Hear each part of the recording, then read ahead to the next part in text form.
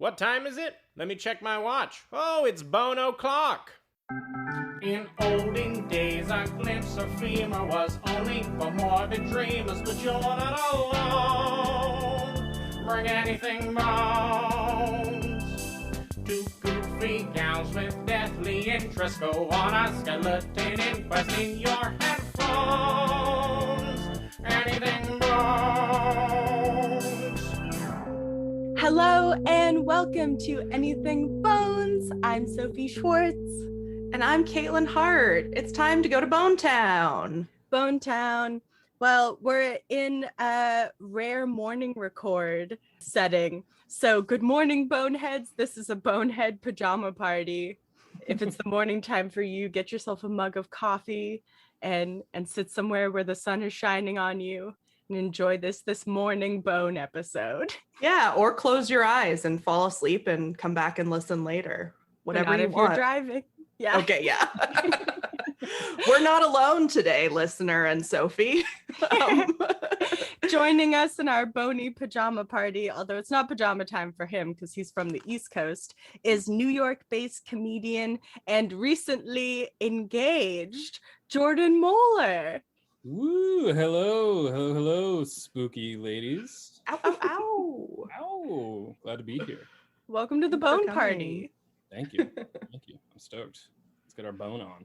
Yeah, it's Super Bowl Sunday for everyone out there. I won't be celebrating this year. It's against my religion. Yeah.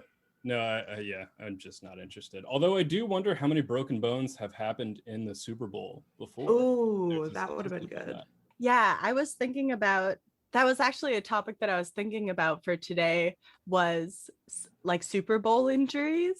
Mm-hmm. But I just kept getting things about football players having gnarly concussions. Yeah, that stuff is very bad. I wonder if anyone's died playing football, like in the NFL. I mean, not in the NFL, but like when football was first invented, it was extremely violent and people would die all the time. I think it was Theodore Roosevelt who literally I think he wrote like either legislation or like he wrote like the official outlines of football because people kept fucking getting beaten to a pulp on the football field. Jesus. Wow. Or if you're talking about scary football players, you know, you can always go to O.J. Simpson. Ooh. Simpson. Yeah, there was the guy a few years ago too who was convicted of murder. Yeah. Yeah, so there you go. Maybe I'll just get started. Wow. Okay. Shake your gloomies out because we're about to talk bones. I got a bone full of gloomies and they needs be shaken. Yeah, I need to talk to you about some bones and I'm not afraid to do it. Today, I'm going to start because, of course, I chose something sad and depressing and it's going to make you pissed off. Yes. This is the story of Abraham Shakespeare. What? Now, I know what you're thinking. Wow. I bet he's a great orator. I know what you're thinking. You think, is he related to William? To Will.I.am? No. Yes. The sixth member of the Black Eyes Peas? No, he's not. And I just briefly, before I even start, I want to go off on a tangent because I came to this topic by like trying to find a theatrical murder because that's how Jordan and Sophie and I know each other, is from doing theater in college. And so I was like, a theater murder, and of course it was all like shootings in movie theaters, so I was like, I don't want to talk about that. And then I found myself Googling Shakespeare murder, which of course was stupid because it was just like Macbeth kills Macduff, you're done, like a lot of murders and shit. Yeah, but then I stumbled upon the story of Abraham Shakespeare and I was like, close enough. This is kind of what I was looking for. The bearded bard, yes. Yes. So my sources real quick were from Film Daily, ABC News, Tampa Bay News, Murderpedia, an article from The Ledger, and Wikipedia. the truest friend. So I'm going to take you just a little bit back to November 15th, 2006. Okay. It's going good so far. I was in sixth grade. Yeah, 2006. I swear to God, I can talk. Shakespeare lived in Florida. He was 41 years old. Shakespeare lived in Florida is the best thing ever. Should I call him Abraham? Like, what do I call him? Mr. S? Is that an alligator I see before me? Exactly. I was gonna say, like, what kind of horror twist do you think Shakespeare would have in his plays if he was set up in like Tampa Bay, or like, oh my God, or like in the swamp, like in the Everglades? It was like Romeo got on his jet ski to go. To go to the retirement community. Yeah. All of his stories are the same, but all of the lovers are brother and sister. Oh, God. No offense, I love you, Florida. Yeah, Florida's, everybody shits on Florida, so it's like, but everybody needs a Florida. Everybody needs a place to put the weirdos, and for us, it's Florida. True, and a little bit New Jersey too. Yeah. So Abraham Shakespeare is a wonderful person. I just want to start that out. We are on Shakespeare's side, okay? Cool. Okay. So, quote, he had $5 in his wallet and was making $8 an hour. He had no car, no driver's license, no credit card. He could read and write, but not much. So he's 41. He is doing odd jobs in Central Florida. He is assigned to ride shotgun for a truck driver named Michael Ford in 2006 in November. And they're doing an overnight food route to Miami. So I don't know why a truck driver needs someone to shit shotgun. Jesus Christ. Sit. Is that a thing that truck drivers always have somebody sitting shotgun, or like, I don't know. I just didn't really think about that. I don't know. Does he have like a title? Like, does he have like a specific job referenced? This article just says he was assigned to ride shotgun for a truck driver and they were doing overnight food. Maybe that's it, because it's overnight. Maybe they need like a second so that they can just drive all night and one person can sleep. I don't know. That's what I would guess would be, that they would like switch off, or he's there to make sure this guy doesn't nod off. I don't know. Wake up again. Keep your eyes open, Florida guy. So they're driving. Again, they're going to Miami. They stop at a mini mart in Frostproof, Florida, which is a great name for a town in Florida. Frostproof. Cool. It's frostproof. It does not get cold enough there. So the truck driver, his name is Michael Ford, asks Shakespeare if he wants anything. And he wants a pair of Quick Picks, and he gives him money to buy the Quick Picks. Quick Picks are lottery tickets. Okay. He plays the numbers 6, 12, 13, 34, 42, and 52, and he hits the jackpot of $30 million. Whoa! What? Really? Yeah. Uh-huh. Shakespeare. Yeah, Shakespeare wins $30 million in Florida in 2006. I guess, again, I hadn't really thought about this, but when you win the lottery, you can either take it as a lump sum of a lot less, or not a lot less, but you take a smaller amount just right off the bat, or you can get it over time. Yeah. To the total of 30 million. Right. He took it as a lump sum, and I guess after taxes, he had about $17 million, which is still just a fuck ton of money for somebody who was making $8 an hour and who is illiterate and who, assumedly didn't go to school, is just totally new money, like crazy. That's great. Good for him. Hell yeah. So I love Shakespeare. William and Abraham. Well, from all accounts, he seems like a really just like kind-hearted person. He tries to help, like he pays a lot of the money towards like his friends and family members getting houses, having stable housing, and then really he bought $1 million home for himself, and then a Rolex watch and a new Nissan, which like You have $17 million and you're getting a Nissan. Like, Yeah, okay. that was my thought. I was like, yeah, it's good not to be too like over the top, but Yeah, you bought yeah. $1 million home by yourself. Maybe Shakespeare deserve a Porsche. Yeah, it's not too much more money. Yeah. I don't know. I think I want better for him. I wish he could have done better than Nissan. Honda all the way for me. So because he is so giving and so kind, it seems like people try to take advantage of him and he has all this money. The friend slash the truck driver, Michael Ford, that bought Shakespeare the winning ticket, and I say bought in quotes, took him to court and wanted $1 million of the money because he's like, oh, I got that for you. And he tried to his story kept changing. He's like, oh, you took the lottery ticket out of my wallet. Nobody was buying it. So he ended up, Shakespeare won in court. He didn't have to pay that guy anything, which really good.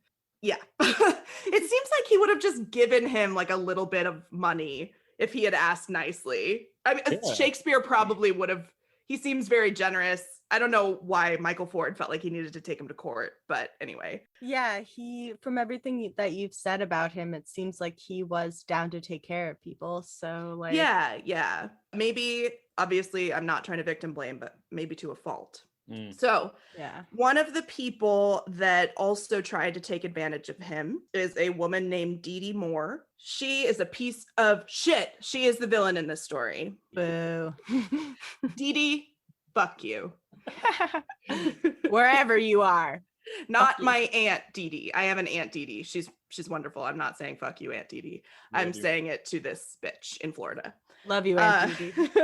She apparently reaches out to Shakespeare. She's like, oh, I don't want to take your money. I actually just want to be a financial advisor to you. And I want to help you set up a business so you can manage your money and blah, blah, blah. And I'm no expert, but if I were somebody that had no money most of my adult life, he's 41, he's illiterate, and I would think that getting a lot of money all at once would be really overwhelming. Like, what do you do with all of this money? Like, and you're buying all of these things, these important things like houses. I would think that would be really overwhelming. So this bitch like swoops in at exactly the right moment, and he needs help or feels overwhelmed, and she's right there. And basically she just like takes over his fucking life. Ugh, that's scary. I know. Sucks. Yeah. So apparently Moore's company, American Medical Professionals, which, okay. How is that? Business name. Yeah, come on. What do you do there, you fucking crazy? And how is that related to money? I would not trust a doctor with my money. Exactly. Like, why? What makes you qualified? Again, this person, Dee Dee, clearly preyed on a vulnerable person, and just he needed help, and she knew exactly what to say, I guess. His house was like in her name, or in her company's name. They set up Adam Shakespeare LLC, and Moore was in control of the funds. And so, like I said, Shakespeare wasn't really spending a lot of his money. He had bought the house, the Nissan, a Rolex, and was just kind of sitting on it. So of course, Moore's like, oh, okay, why don't I just take some money? I'm going to get a couple of cars for myself, not just one, but two. Like, what the fuck? Lady. A few whips for the fam. I deserve this. And of course, I also deserve a vacation. I'm Dee Dee, and I didn't earn anything in this fucking life. So I'm going to take all of this. Fucking burn. All right. Here's where it gets interesting, and where we get to the bony part of the story. Bones. At some point, sorry, I want to hear that one more time. Boom. Boom.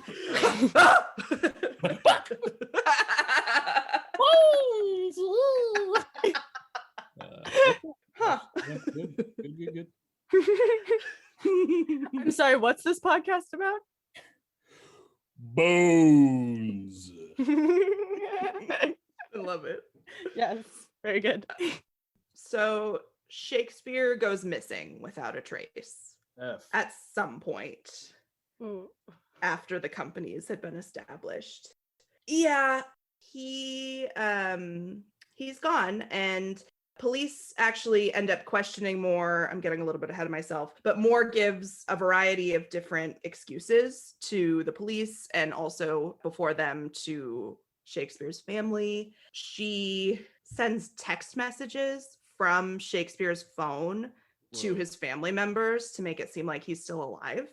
Oh, Yeah. Super, super messed up and calculated.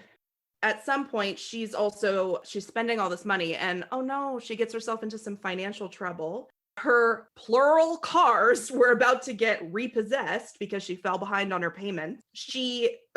This is bad. She faked a rape and kidnapping assault, saying that's why she was behind on her payments. And of course, she was punished and charged because that was fake. That's fucking horrific.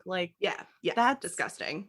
That's the opposite of helping the cause of victims of sexual assault. Doing that helps people who want to discount victims of sexual assault point to this kind of fucking bullshit. Yeah, exactly. Totally Exactly. anecdotal.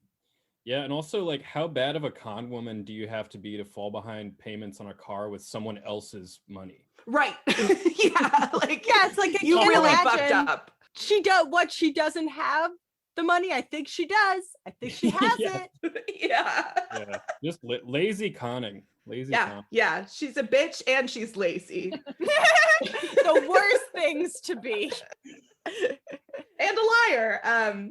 So friends and family are quick to alert police because they haven't really heard from him in a while other than through texting. And his style of texting was actually what tipped them off. Because remember, I said he was illiterate. So he would send small text messages. And when the text messages started to sound more coherent because they were from Dee Dee Moore, his family was like, this is not right. Bad con woman. Yeah, terrible bad person. So she tries so hard to cover this up. She tells a variety of stories. She cannot keep her story straight about what happened to Shakespeare. She says, quote, he has gone to Texas, Jamaica, Puerto Rico, or Orlando, which is probably not that far away from them in Florida. Yeah, I was gonna say, or yes, the way out of bounds, Orlando. Yeah. What? She said he was sick in the hospital. She said he was tired of people asking him for money, so she had helped him to run away to escape the drama of having to talk to people about money all day. Oh yes, sure. Yeah. So police, when they finally check out Moore's home, 9 feet under her backyard, they find his body, Shakespeare's body. He was 47 at the time of his death. He'd been shot twice. His death was sometime around April 2009. And she pulled it off for a few months because he wasn't reported missing until November 2009. Wow. Why is that? Because she had been covering up tracks? Because she had been telling all these lies, I think, and been texting people that finally April, May, June, July, August, September, October. So about 7 to 8 months she was able to keep this up. And that was when she fell behind on the car payments and all this shit. And then, so he was found in her backyard. His body was found in January 2010. So not that long ago. Yeah. Moore, now, again, she's trying to get herself out of this. So she blames the death on drug dealers, her own son, who's 14. What? And then, apparently she tried to blame it on her son. Then she says, oh, no, actually, I killed him in self-defense. No. Shit. No. Police find evidence that she offered somebody a $200,000 house to report a fake sighting of Shakespeare. They also allege that she sent Shakespeare's son, because Shakespeare had 2 sons. She sent him $5,000 in cash that was from Shakespeare, but really it was from Dee Dee. And she, like I said, she was using the victim's phone to text people to make it seem like he was still alive. Shakespeare's mother also testified that Dee Dee told her that her son had AIDS, and that's why he was missing. She really just had no boundaries that she wouldn't cross. Yeah, I was gonna say it seems like there's nothing that this woman wouldn't say to cover up her own crimes. No. The mother of one of Shakespeare's children said that Dee Dee actually told her that he ran off, quote, with a lady from the bank. too, which is like, what? Jeez. Dee Dee was caught on a Walmart surveillance video paying cash for gloves, duct tape, plastic sheeting, and other items that were found by Shakespeare's body. Oh. And of course, divine retribution. On December 10th, 2012, Dee Dee Moore was found guilty of first-degree murder. She declined to take the stand in her own defense, and her lawyers didn't even call a single witness. So I don't know if they had just given up or I don't know. Sounds no like case. it. Yeah. I just don't understand how you can like dish out $200,000 to buy someone else a home to lie for you, and you can't pay your car payment. Yeah. Yes. Right? Yes. And I just don't understand how you don't hire, like you do the murder yourself when you have like $15 million or however much in your possession. And then also you don't, if you have more than like $10 million, you can get away with anything in this country. You can hire a better legal team. Sorry, she's a really bad con woman. Yeah, go off, Jordan. Yeah, that's why you're here. Like, but I mean, I totally agree with you. Like, I feel like she would have been able to do this if she would have been a better con woman. Like, this is like the most horrific thing you can do. And it sounds like she just gave up. Like, I don't know what happened. It's wild. Yeah. So she was also found guilty of possessing and discharging a firearm resulting in death. Sure. Nobody pursued the death penalty, but she is in prison for life. She cannot get out. She apparently, during the trial, broke down in tears several times. She claimed that she was going into anaphylactic shock because she had taken Bactrim, because she was having issues with cuts on her legs. So she was taking an antibiotic, and then she was, I'm just like, no. If you can say the words, I'm going into anaphylactic shock, what do you think the odds are that you actually are going into anaphylactic shock? It's just the lies that she chooses are fucking wild. Yes. Yeah. Yes. It took the jurors 3 hours to convict her, if that. Easy. Yeah, it was an easy one. Too long. Yeah, it should have been 45 minutes. Yeah. So the way I want to end this story, it's kind of interesting. Antoinette Andrews, she's the mother of Shakespeare's son, Moses. In 2017, she played a $20 scratch-off ticket in Florida and won $1 million. Oh my God. Yeah. Wow. She said, I'm a little scared. It still doesn't seem real. Yeah, because she knows exactly what money can do to people. And everybody in that family is like a millionaire now.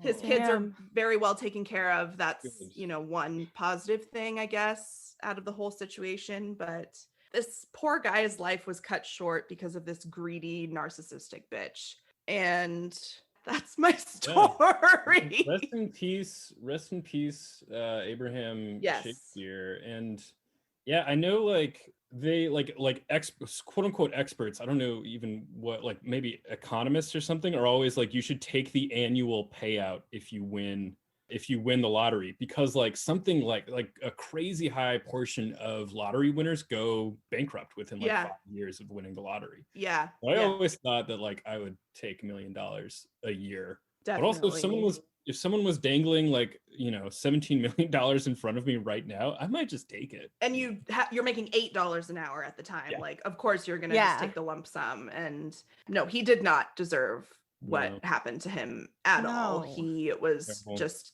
a kind soul, and he got taken advantage of. Yeah. Well, rest in peace. Yeah. And fuck you, Dee Dee. Fuck you forever, Dee Dee. Fuck Dee Dee forever. As far as I know, she's still alive in a Florida jail. Yeah, fuck you. And we can all hold on to the image of a Florida Shakespeare for ourselves.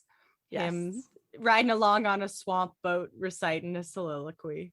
Oh, that's like the closing shot of the movie they make about this, is like his spirit on one of those swamp boats, the wind boats, like driving through the Everglades. This feels like I'm maybe desecrating his memory a little bit, but I don't think so. I can always cut it out.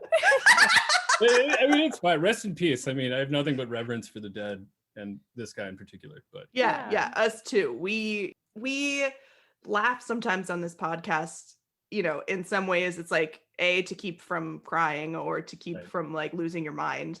And I mean, the podcast My Favorite Murder, the ladies on there have said it best, like you have to, if you use humor in your life to respond to things and like you use humor to process things, it's going to show up in fucked up stories too, because that's how you process fucked up things.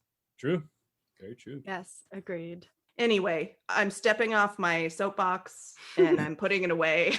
Wait, I still had soap in there. Oh, sorry. It's slippery. Let me get a towel. Oh, thank you.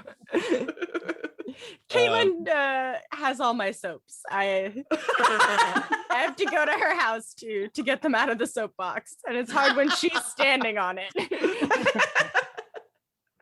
I'm outside your house, be like, I want to take a shower. Please get off the soapbox. Yeah, I guess I'll clamor up a slippery, soapy soapbox. Be careful. It's climb to the slippery. top. That's where you have to tell your story. Yeah. Yeah, okay. I am atop, and today I'm going to be talking about a secret society for undergraduate students at Yale University called Skull and Bones. Yeah, Skull and Bones. And the first thing, so I want to back up a second. So, dear listeners, Katelyn, your host, and I have an ongoing tradition of pretending to throw up on each other. That's sort of what we do. So initially I looked at, I was driven by the question, I was driven to find out if anyone had ever thrown up a bone. And the answer is yes, and I don't want to talk about it. Yeah. Completely different. Oh no. Yeah, it's not good. Don't Google it. Just know that it's happened. Because of course it has. Yeah. Of course Yeah. it has. Of course it has. That gives a whole new meaning to that bit, Jordan. Okay.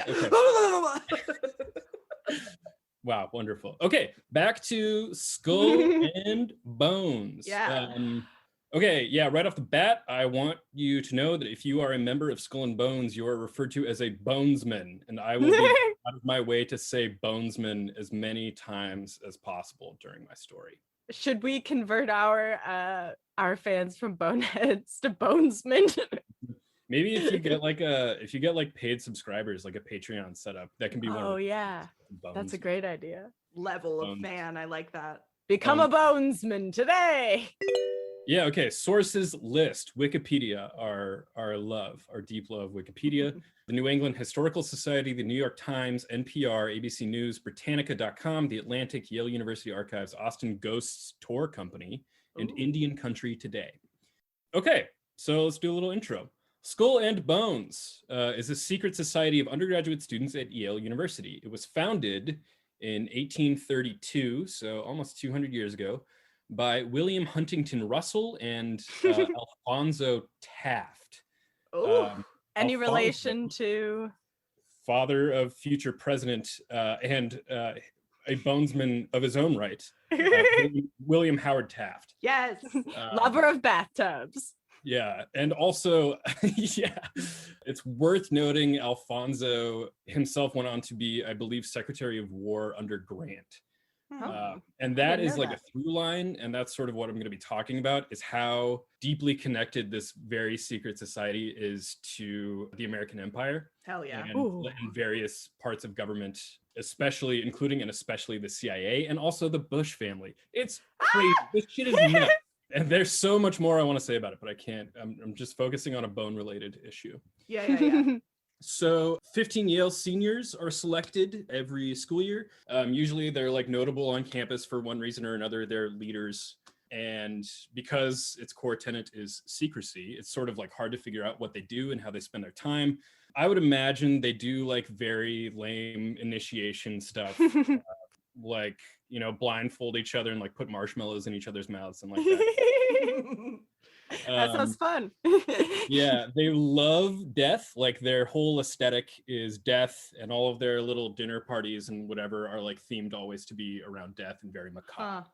Fun. So they have a few different properties, including, so they have like retreat properties. I think one is in New York. And then they have a building in New Haven off campus. New Haven is where Yale University is. And they have a building off campus that's called the Tomb. Do they hang out? Do Yeah, they hang out in the Tomb? I think they do. They do their weird little stuff with each other in the dark. They do their little marshmallow ceremonies in the Tomb. Yeah, they're little marshmallows. Yeah, now I just imagine like all of these like 22-year-olds walking around with like hands full of marshmallows and just popping them in each other's mouths like a Marco Polo situation. They are drinking quote unquote blood, but it's just like Franzia from the store. Slap the bag as they walk by it. Yeah, exactly. So the Tomb holds various bones and skulls that have been collected by previous bonesmen. They sort of have a weird thing about like collecting famous bones. And that's what I'm going to be talking about a little bit later on. So yeah, the Tomb is where they do their shit. And their properties altogether are valued at around 4.5 million. Which is hilarious. And it's managed by an organization called the Russell Trust, I think named after William Huntington Russell, one of the founders. And that's basically their alumni network. That's they hold the purse and I think pull the strings behind the curtain of the already secret society. Creepy. Very weird. A little more history and context. It did not allow black males into its ranks until 1965 because, racism and all that. And in 1991, I love this little story. 1991, bonesmen at the time tried to admit 7 women into its ranks. Women up until this point were not allowed into the ranks of the bonesmen. Why can't we be bonesmen? Bones women. It's fine. Bones people, bone folk, bone folk. People. Bone thems, all that good stuff. Anything Bones does not need to be masculine. So hold on. Were they successful? Did the women they let the ladies in? So let's talk. Okay. Sorry. Drama unfolds. Oh, drama. Okay. So several alumni, hearing that they tried to allow seven of the 15 people were going to be women. Several alumni were adamant that women couldn't join their super cool and secret club. And tried to put up a symbolic, quote, "No girls allowed" sign outside of their symbolic treehouse. Jesus. Oh my by God. leveraging their status as like powerful alumni and keepers of the Russell Trust. So then it was voted on amongst current and former members in a highly contentious vote that came out to 368 in favor of allowing women against 320 against. Yeah. So women be bonesin. Women be bonesin. That's a narrow margin, though. No, like don't love that in 1991. Yeah, no, just ridiculous at Yale, nonetheless. Like, supposed to be on the cusp of the greatest mind, whatever. Yeah. Smart people, right? But I feel like those kind of smart people are sometimes entrenched in their like traditions, Yeah. And I think that is like sort of the core of what this society is all about, is that it's all about maintaining traditions and power secretly. Like and exclusivity. Exactly. It's a little club. So the Russell Trust, after they found out that women had been allowed, were super, super pissed. And a charge led by conservative American, quote unquote, intellectual William F. Buckley. I believe he founded the National Review, but he was like a famous mid-20th century conservative thinker, whatever that means. His name sounds familiar. It does to me too. I don't know why. Stinky way, yeah. Well, he issued a restraining order against the motion to allow women. Woo! What a dick! I love this guy who's like, his core beliefs, I'm sure, like pick yourself up by your bootstraps, or like, I'm gonna file a suit to stop women from joining my club. Oh my God. I'm getting echoes of this like current day not voting for the president but storming the Capitol kind of vibes. Like, yes. Yeah. I'm sorry. I don't want to go off on that tangent. No, totally. But I think it's a very similar hypocrisy. The hypocrisy is what gets me, and being like, the will of the voters doesn't matter because I matter. Exactly. Yeah. And it's because, you know, I'm part of this secret club that has like granted me access to some of the most like elusive and powerful rooms in the world. And I get to do what I want. Exactly. Yeah. And no ladies. No women. It's the 90s. Bonesman. It's Bones Man, not Bones Whoa Man. Read a book. Freaking idiot. But eventually the lawsuit fizzled out and women were allowed to join. Fuck yeah. So in recent years, I've found some press starting in like 2011 that Skull and Bones students, members, like new members of Skull and Bones, have become increasingly diversified, including several classes in which white students were in the minority. Yeah. And allegedly there are now openly queer and trans members of Skull and Bones. Good. Fuck yeah. So yeah, that's an interesting tidbit, and I'm going to tie that in a little later with some of my own juice, my own thoughts. Cool.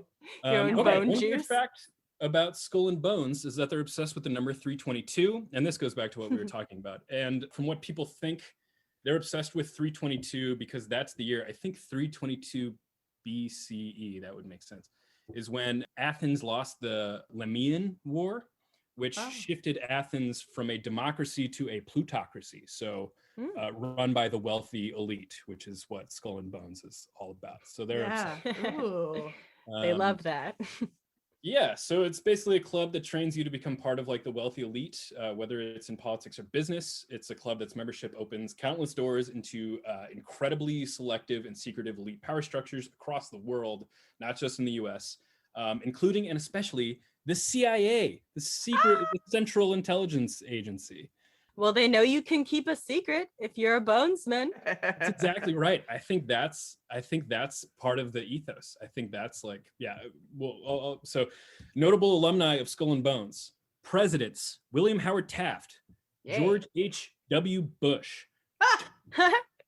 George W. Bush, which really?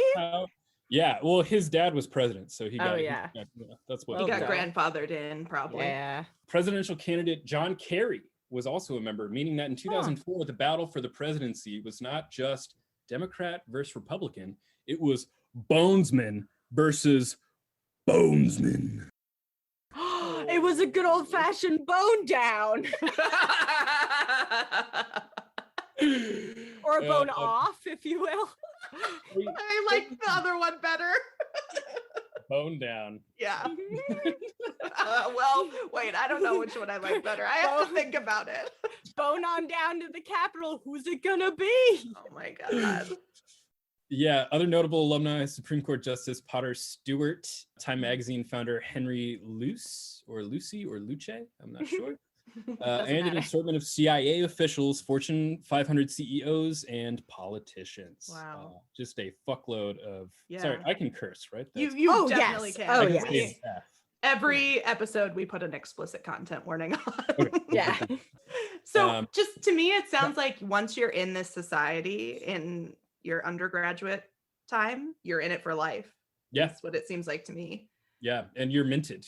I assume like their retreats have like previous bonesmen, just have like alumni, as in like heads of state and like billionaires come and just like shoot the shit with a bunch of like 22-year-olds who go on to run the world. Yeah. Do you know what Pokemon is? I'm sorry. That's probably not a conversation they had. Oh my God. I would give anything though to be a fly on the wall in like one of those like retreat parties, because like just such a mix of like, I'm sure these Skull and Bone members, the young ones, are very dignified. They're Yale students, so of course they're snooty. But I mean, once the old folks have gone to bed, those guys must be partying. They're like throwing ketchup on the wall, be like, look, it's blood. Yeah, well, I love to think about like really, really old bonesmen going to those retreats, like George H.W. Bush, who I believe he's passed. Yeah. But like when he was around as like an old man going to those retreats and then getting like marshmallows thrown in his mouth and then like mushing them up with his old man mouth. Toss me over that bag of Franzia, won't you, Chansey? I wish to slap the bag. Yeah. So then there's a little story. I think this is an interesting story that is one of the more famous, like, known stories about Skull and Bones, and also is related to a bone. Ooh. So, like I mentioned earlier, the Bones, the Order, I think they call it the Society, or the Order is like another nickname, but Skull and Bones has a lot of ties to the Bush family, several generations. And weirdly enough, from public record, that sort of starts with Native American leader and fierce fighter of American imperialism and colonialism, Geronimo. Really? Yeah. So let's get at it. Geronimo, for those of you who are listening who don't know, was a military leader and medicine man from the Bedonkohe band of the Apache tribe. Geronimo, whose real name was, I don't believe I'm going to pronounce this correctly, but his real name was Goyatle, I believe, led countless attacks against the US and Mexican governments, sort of in the heat of America annexing and settling the rest of the Northern American continent to the west. And his resilience and, like, brilliance as a military strategist and leader and cultural, like, importance gave him fame across the world as a notable opponent of American imperialism for nearly 3 decades. Wow. Eventually, he surrendered with only 35 men left and spent the rest of his life imprisoned by the U.S. military, by the U.S. government, where he would eventually die in Fort Till in 1909. That's so fucked. Yeah, really horrendous stuff. And it's only going to get worse. Like I said, reverence for the dead, but it's important to talk about how awful people are. Yeah. Yep. Especially to the dead. Mm-hmm. So 9 years after he died in 1918, during World War I, a bunch of dipshit army officers who were coincidentally former bonesmen were stationed at Fort Till, and for no reason at all, dug up Geronimo's grave. And and this is, I should be clear, this is alleged. This is unclear, but there is a lot of evidence pointing that this actually happened. So they dug up his body and they took his skull and they sent it to the tomb in New Haven, Connecticut, where it was put on display as a famous skull, and where it may still be on display today. It's unclear. Yeah. And yeah, without going into too much detail, it is also allegedly ritualistically desecrated, without, like, getting into too much detail sexually. And of course, that's not verified, but yeah, that's a rumor that they do. Wow. Yeah. Again, it goes back to, like, being able to hold secrets, like doing bad stuff with each other and holding secrets so that you can join the club of the ruling class. Yeah. So we don't know what to believe, but also, if that's true, holy shit. Fucked. Just like very, like, it's like they thought to themselves, how can I be the most disrespectful possible to another culture, to a historical figure, to, like, this great military mind, this person who already endured, like, abuse from the, like, colonialism, basically. Yep. And we're just gonna like really hit it home that we do not give a single shit. And I can't imagine that it wasn't in some way racially motivated. Yeah. I think it was a conscious decision. Yeah, you can't ignore that for sure. Well, you can't let it go that this person is dead now. You have to just continually be an imperialist piece of shit. Yep. So the guy who led the racist grave robbery, one former bonesman, an all-American, very cool guy, just kidding, absolute asshole, Prescott Sheldon Bush, father of future president and bonesman George H.W. Bush, and grandfather of future president and bonesman George W. Bush. It goes all the way to the top. Right to the top, my literally. God. So not only did this guy, like, dig up this grave, like, this horrific racist crime, he also then spawned, like, 2 horrific presidents. Not to get too political, but right. But he's directly responsible for a lot of bad stuff in American history. I mean, you're allowed. That's insane. Really kicked off that family with strong mood. Yeah. Yeah, so like I said, none of it is verified, but the rumors were seemingly substantiated in 2005 when a letter from a bonesman was discovered that was written in 1918, the year of the desecration, that described the crime in great detail, along with a few other items that were known to be collected from Geronimo's grave. Wow. Like a horse stirrups or something else. 10 years later, in 1928, the army covered Geronimo's grave with concrete and built a stone monument on top of it, making it impossible or nearly impossible to examine the remains. So that's part of why it's hard to verify. And also, why did the army build a mausoleum on top of it? Very interesting. I mean, I'm guessing the monument is not to Geronimo. I don't know. I don't know. I don't think they would have built that in 1928. You know? No, I don't think that would be when they would build that. Yeah, I wonder. Because that's interesting. We've done a couple stories on previous episodes where, families had an incidents of grave robbing. So they're like, oh, we're going to fill the grave in with concrete so that never happens again. I don't know. In this instance, it feels more like a cover up than way of keeping the grave safe. I don't know.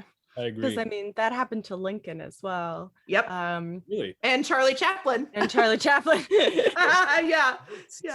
We love a good grave robbing, but this is a horrific grave robbing, honestly. Yeah. I mean, no grave robbing is a good grave robbing, but yeah, this really is astoundingly cruel. Yep. Wow. So the rumors were real enough that the descendants of Geronimo in 2009, I believe his great-grandson named Harlan Geronimo, sued Skull and Bones in 2009 to get Geronimo's skull back. Yes. Yeah, and so I had a hell of a time. So when I was researching that, there was press everywhere in like February of 2009. Places like New York Times, ABC, NPR, very credible places, were publishing articles about how Geronimo's great-grandchild was suing this very secret society and sort of like digging up some of their dirt, for lack of a better phrase, to get this like to like rectify this horrifying crime. And if you're in a secret society, like that's the last thing you want. Yeah, right. Blown up in the New York Times. On July 27th of 2009, I believe, a DC judge dismissed the case. Unclear why. Yeah, it's really hard to find out what happened. Allegedly, the skull might still be there.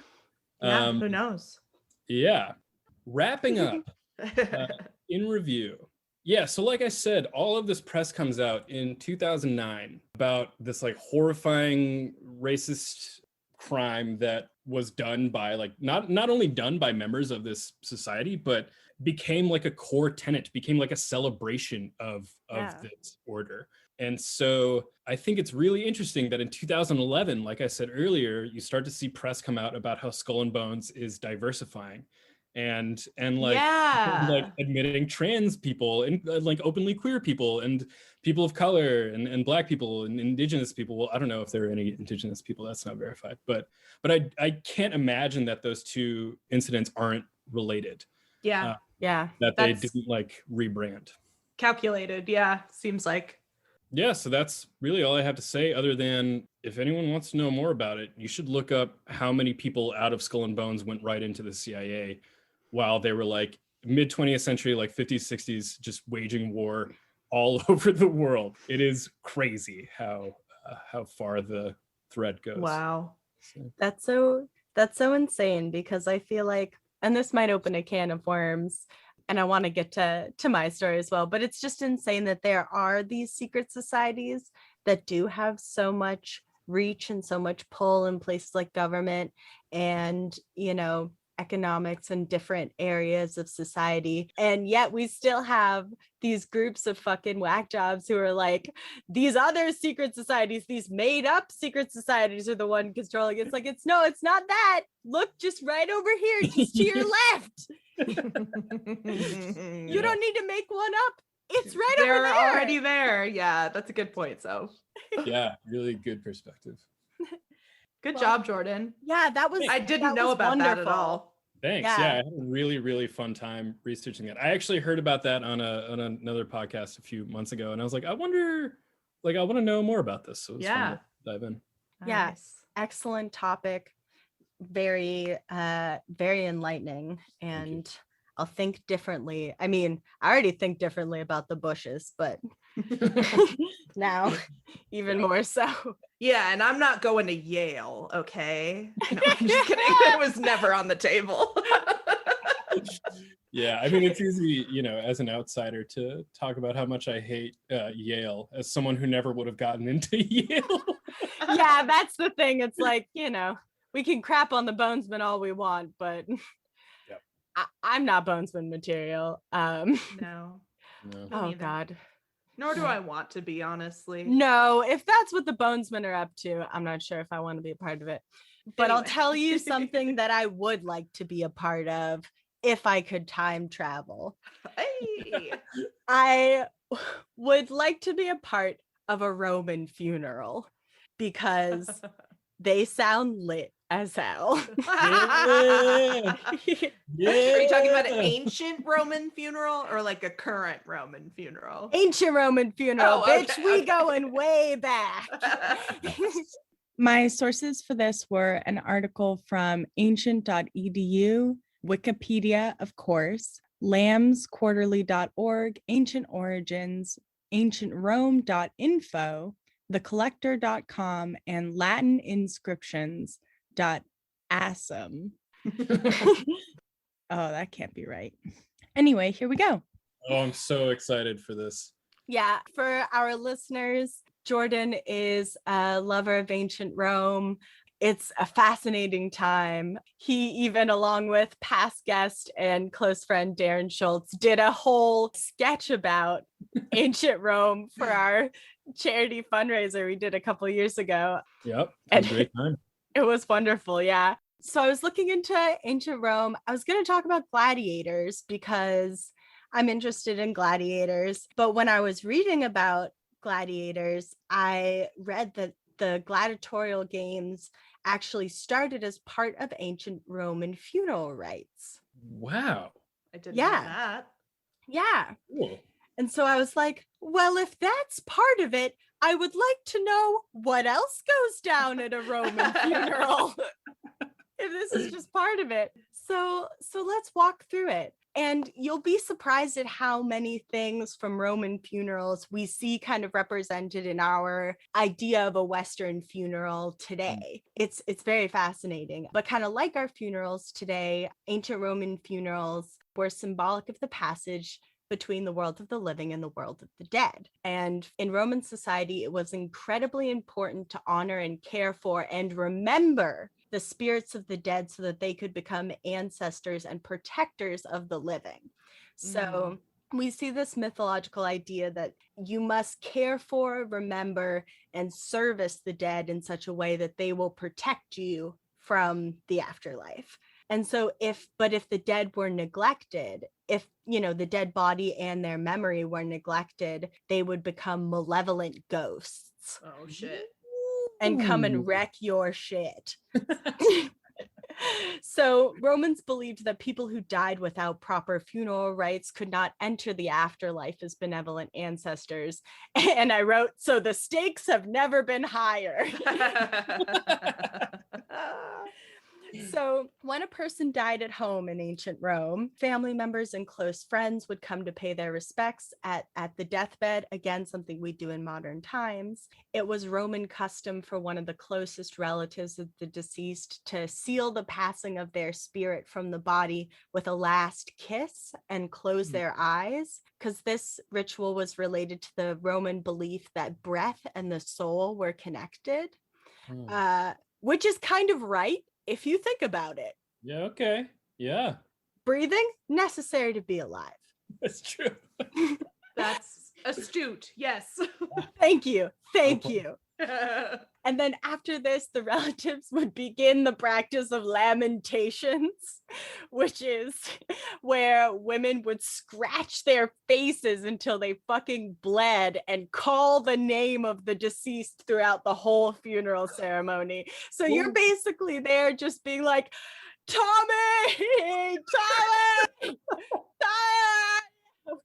Ow, my eye! Wow. I wonder if it was really cathartic. Oh, I bet it was awesome. I wish in Western funeral practice, we could have more of that uproarious, maybe not the scratching yourself till you bleed, but yeah, we can skip that. I'll skip that. Have you guys, that reminds me of that movie Midsummer. Have you guys seen that? No. I've been told it is too scary for me. It is bonkers, but there's one point where a woman is grieving and she's like screaming and crying, and then all of the other women in this little commune they're in start like mirroring her. It looks like an acting class, and they start like doing it with her, and it turns into this like really beautiful and horrifying scene where all of these women are like on all fours, like screaming at each other, and like and it's like it's very clearly like it's to support this woman who's going through something. Yeah, so, yeah, interesting. Yeah, I feel like that is very connected to this. There's very much an atmosphere of like the show of grief to support the family. Yeah. Another interesting thing about this kind of this pre-funeral time is that the family would actually call an undertaker, which I thought was interesting. And the undertakers were allowed to touch and handle the corpse. They were usually men, but other male relatives were not allowed to touch the body because it was, and female relatives could touch and they helped prepare the body, but it was believed that contact with the dead body was defiling to the living. So it was like this thing of like the Roman belief of death was it was a hard juxtaposition between dead people are toxic and they will disrupt you spiritually and physically, but they must be honored and they must be cared for. And if you don't do it right, you're fucked. And only women can do it. Only women and undertakers. And the thing about these undertakers is that they were societally believed to be so unclean because of their jobs that they could not be buried in communal cemeteries. Oh, I know. Sucks. What a fucking bummer. Do you know, like, did anyone who became these undertakers? They're just like, I don't know, I'm sort of a loner anyways. I don't have any friends. I might as well touch these dead people. Cut that out. No, I'm keeping that. That's funny. Oh my God. Sorry. No. Ancient Roman undertakers, write in and tell us what you're like as a person. Yeah, I can't wait to get all those tweets from ancient Roman undertakers. Yeah, I don't know who became ancient Roman undertakers. I would guess people of lower classes because there's a very stratified class structure. So I would guess that if you were noble, you could not become an undertaker just because of your status. Yeah. But so then after this, they would place the corpse on the ground and wash it. The female relatives would wash it because ladies got to do all the work apparently, and place it on a funeral pyre, funeral bearer. B-E-I-R. I'm dyslexic. It's basically like a stretcher. Take them to the pyre? Yeah, to take them to the pyre, because now we're getting towards my favorite part. But I just quickly wanted to talk about the coin that was placed in the mouth of the deceased, Charon's oboil, O-B-O-L.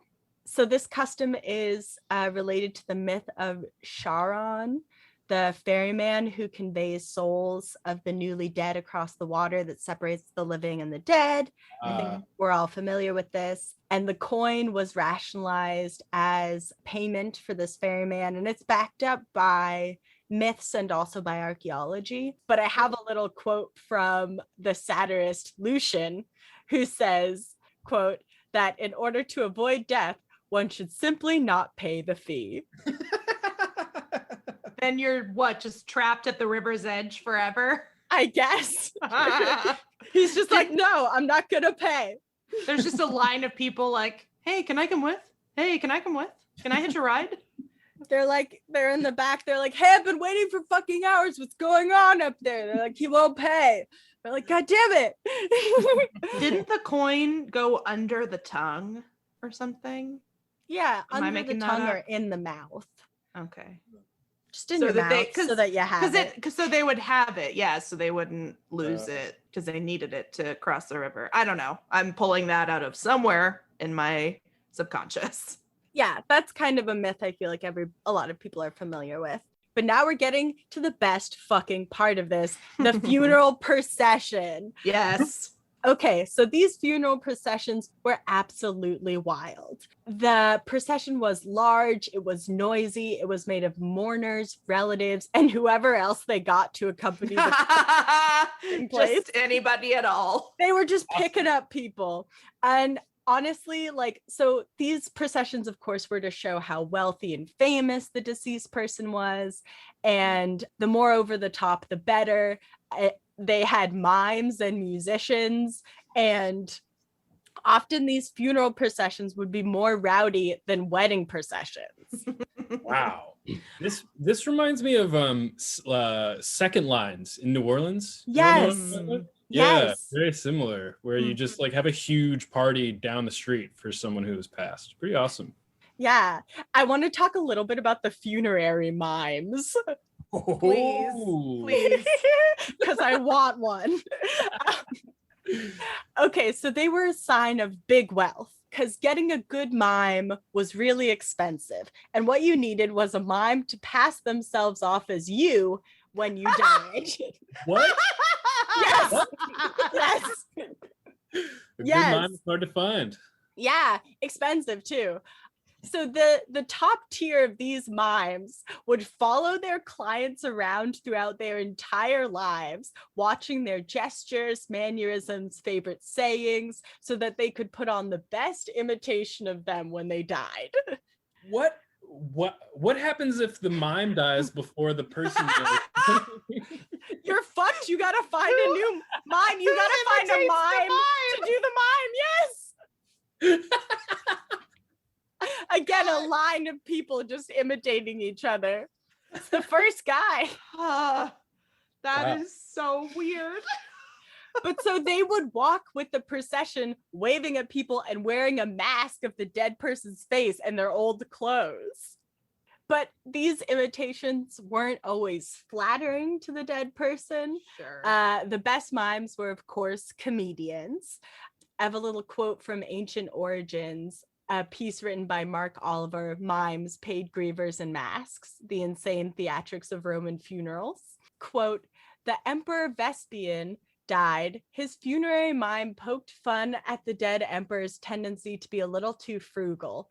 During the procession, he asked how much this whole thing was costing him. And when he heard someone say 10 million sectors, he called back, 'Give me 100,000 and fling me into the Tiber.'" Wow, fun. Yeah. And it was said that Julius Caesar and Emperor Julian hired funerary mimes, so it was probably common practice for emperors at the time. Professional mourners were also a big part of the procession, and these were usually women who were not related to the dead person at all and who were paid to be there and who were as openly sad as possible. Hype ladies for the Hype dead ladies. guy. Yeah, with a modern connection have you guys seen the video of the pallbearers who it like became a meme? I think they're African, but they're like pallbearers who just like go, you can hire them to go to your funeral and just like go off while they're carrying your casket. It looks awesome. But Yeah, I love that. I think professional mourners show up in a couple different cultures. I think it's really funny that it's a sign of wealth of like, I can pay people to be sad for me. Wow, yeah. Also, the funeral director would hire actors who looked like the dead person's ancestors and would fit them with the death masks of the ancestors' faces, which were usually from past funerals. Oh my God. And they were called so elaborate. I'm sorry. No, it's so elaborate. But again, they would dress up with the mask of the dead person's face and in their clothes. And they were supposed to wear the most high-ranking clothes like that their family had achieved to show off that I wrote, it was a way of saying me and my whole family are big shit. So rich, much military. Too good. So then the next step of the funeral would be cremation. The body was taken to the necropolis, the city of the dead, and put on a funeral pyre and then burned. And the ashes and fragments would be put into a funerary urn. And it was believed that until the body was like properly interred in this urn, the shade or the spirit, the shade is what they called this, the spirit or the soul or kind of the ghost, had not yet crossed over the river into the underworld. So you got to make sure, put it in the urn, get them over that river. So I wanted to talk about the necropolis just really quickly because it's the Roman city of the dead. It's what so is cool. going on? Yeah. So if you're on the road to Rome, the necropolises are going to be the first thing that you see because it's basically like almost a mirror of the city itself outside of the bounds of the city, but it's completely abandoned because it's all dead people. Cool. Yeah. And so the 12 tablets, the ancient law, or the 12 tables, the ancient laws of Rome, specifically prohibited burial inside I wonder if you know how to say this, Jordan. I keep reading it as Pomeranian, but it's Pomerium. I don't know. You're probably right. I don't know. It's Latin. So outside of the Pomeranian, which is like the symbolic edge of the city, defined by its walls. And a boundary marker outside the city made it clear what the rules were. And this is a quote of a translation of the boundary marker for Rome. Quote, "For the public good, period. No burning of corpses beyond this marker in the direction of the city, period. No dumping of rubbish or corpses, period. Take a shit farther on if you want to avoid trouble." Wow, they were just like us. Yeah. Romans, they're just like us. Just like us. Yeah, That's but amazing. these cities were, and fines for dumping bodies were about 5 times the annual salary for a legionary. So you don't want to do it. You don't want to fuck with these laws. Are there people that work at the necropolis that are just like, welcome, put your corpse over here, like, let me take your coins? I don't know. I'm picturing you and I, Sophie, working at the necropolis, like, welcome sorry, to the necropolis. These cities of the dead were crazy because they had these giant mausoleums that had amenities for visitors, such as rooms for family dining, kitchens, gardens, their own water supply. Like, wow. It was a whole city in and of itself. I don't know why, but I thought you were going to say water slide. They even had water slides and nobody used them. A really efficient means of transporting the bodies across the territory. Yeah. Oh my God. So after we've gotten to the city of the dead, they make a sacrifice and then it's time for the eulogy, which is something that I feel like is very connected to our death practices today. We still give eulogies, and basically they would deliver a eulogy that would be their last words to the departed, and they believed it was their last chance to speak to the dead.